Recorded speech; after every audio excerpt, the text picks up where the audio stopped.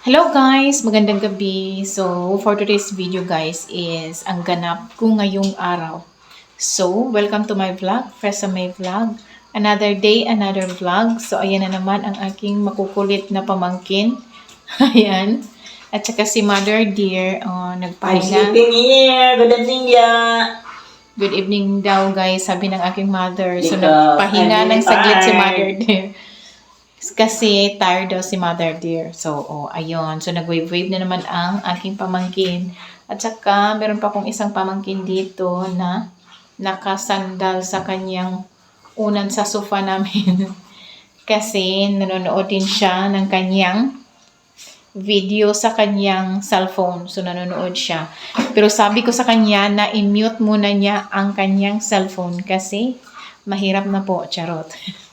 So, ang mga nagawa ko ngayong araw is maaga akong kumising kaninang umaga tapos nagluto ako ng ulam. Ay, Diyos ko So, na. ayan si Mother Dear, hi Diyos ko daw kasi anong tawag dito? Naghihikab. Anong tawag dito? Basta, nang huyab sa Bisaya. So, ayun. So, nagluto pala ako kaninang morning, early, kaayo, ng pansit gisado with seafood. So, yun yung agahan namin. So, gabi na ngayon, meron pa kaming leftover na pansit gisado na may seafood mix. Ayan. So, yan ang natira. Kasi gabi naman akong dumating guys. Galing pa kasi nagpunta kasi ako sa barangay kasi humingi ako ng indigency certification para sa financial assistance ko. So, ayun. And then, so, ito rin, nagluto din ako ng, anong tawag dito, corned beef. Nilagyan ko rin yan ng itlog. So, kaninang umaga ko rin ito niluto, pero hanggang ngayon meron pa. So, maaga rin kasi sila ni Mother Dear kumain ng dinner. Kasama ng aking mga pamangkin. Busy pa rin siya sa kain-kain. So, uminom na siya ng water. At saka yung isa doon. So, ang hindi pa nakakain ng dinner is ako. Kasi maaga talaga sila, mga 5 a.m. yata sila kumakain ng dinner. Kasi, nagluto din kasi si Mother ngayong hapon ng ayan, yung basoy, sinabaw na dakan. So, sinabawang green leafy veggies, gaya ng alugbati, dahon ng gabi, at saka kamuti tops. So, ayan. So, puro gulay ang kanyang ginawang sabaw ngayon. So, pang himagas ko na rin yan. Charot. Hindi rin. Para naman ma-well blend yung mga puro mantika na ulam. At saka ito naman is walang mantika na ulam kasi sinabawan siya. At saka meron pa ditong leftover namin. So, ayan na rice. Meron pang nakalagay sa ibabaw ng aming rice cooker na bula-bula fishbowl. So, ayan. Meron pa rin natira. So, yung pamangkin ko is pag mag-school kasi siya, magbigay kami sa kanya ng baon. So, ayan, magpe-prepare kami ng baon para sa kanya para at least anytime during lunchtime, hindi na siya uuwi dito sa bahay. Though, malapit yung school dito sa amin, pero kailangan din naming magpa-lunchbox sa kanila kasi ang daan kasi papunta dito sa bahay namin is maputik. Kasi mostly kasi uulan dito sa aming lugar is kadalasan kasi is lunch time. So 11 to 1.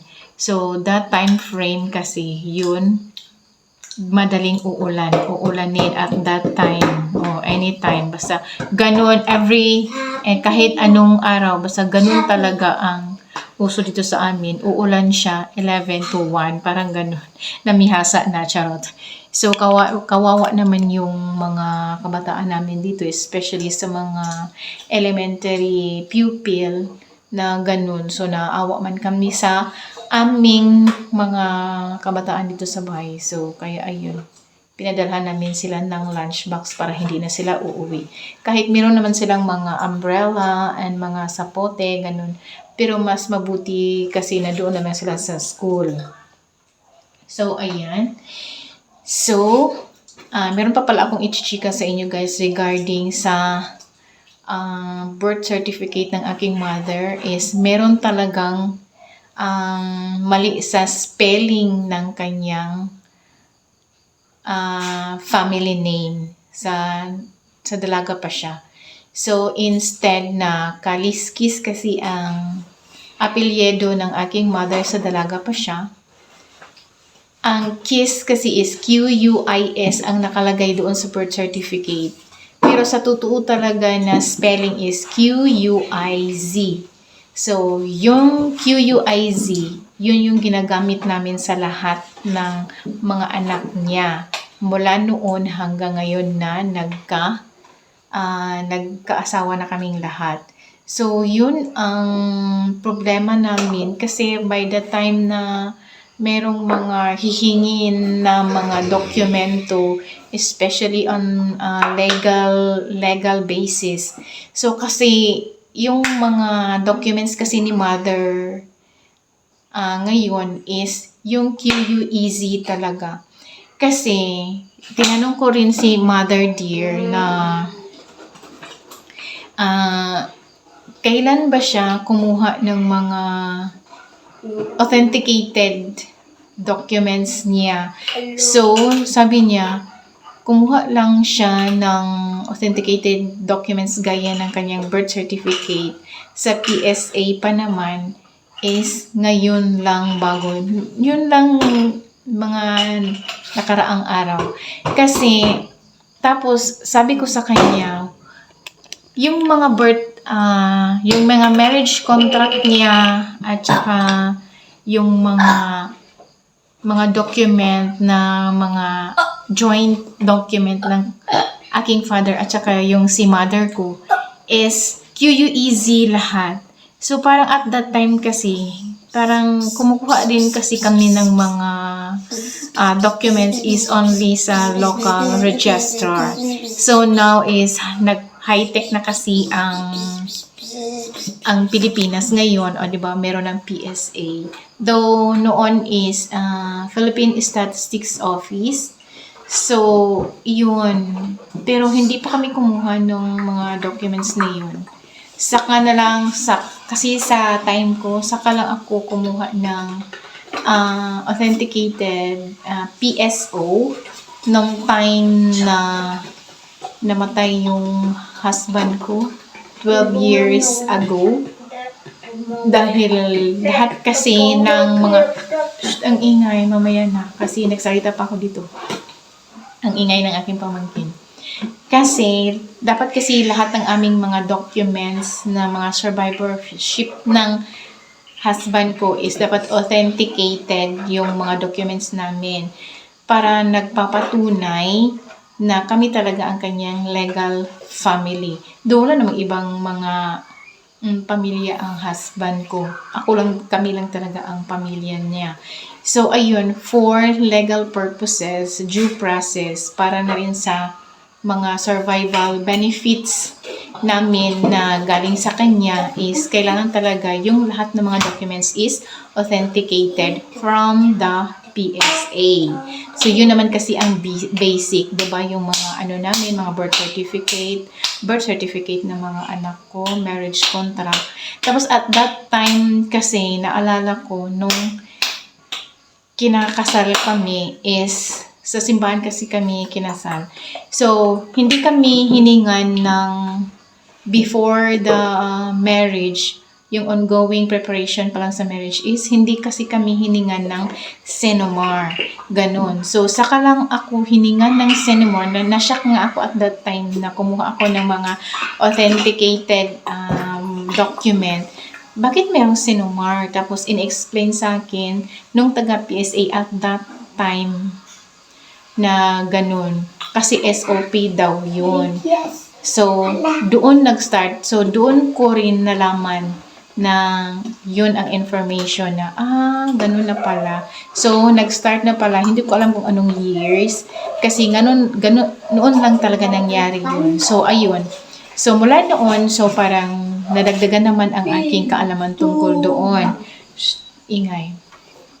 Tahimik. So, ganun. So, hanggang sa kumuha kami sa birth certificate ng mother ko.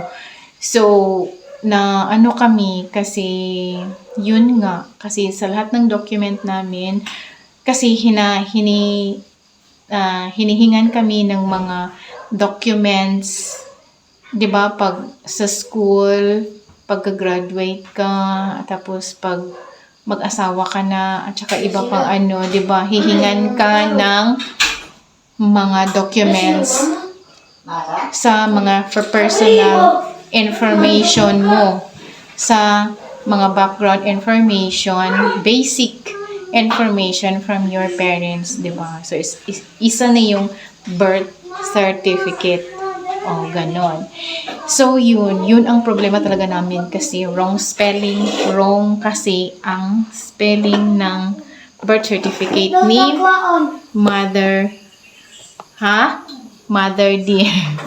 So, yun ang problema namin. So, paano na ba yan? So, either ipagpatuloy namin yung nakasanayan namin na spelling, which is yung totoo, or yung spelling ng nandoon sa kanyang birth certificate. 'Di ba? So, ang hirap kaya no. Kasi lahat talaga ng documents namin na mga kaanakan ni Mother Dear is, hi, thanks. Nag-vlog magod ko. Dumating yung sister-in-law ko, guys. Galing sa kanyang OGT. Sa kanyang caregiver. So, yan. Ako man, papa. So, ayun guys. So, yun ang problema namin. So, i-update ko kayo kasi mag-ano pa kami ng mga lawyer siguro na magpahingi kami ng advice regarding that matter. Kasi lahat ng documents ni Mother Dear, especially sa kanyang senior citizen ID at saka yung iba pa, yun talaga ang totoong correct spelling na hindi magkatugma doon sa spelling ng kanyang birth certificate authenticated doon galing sa PSA.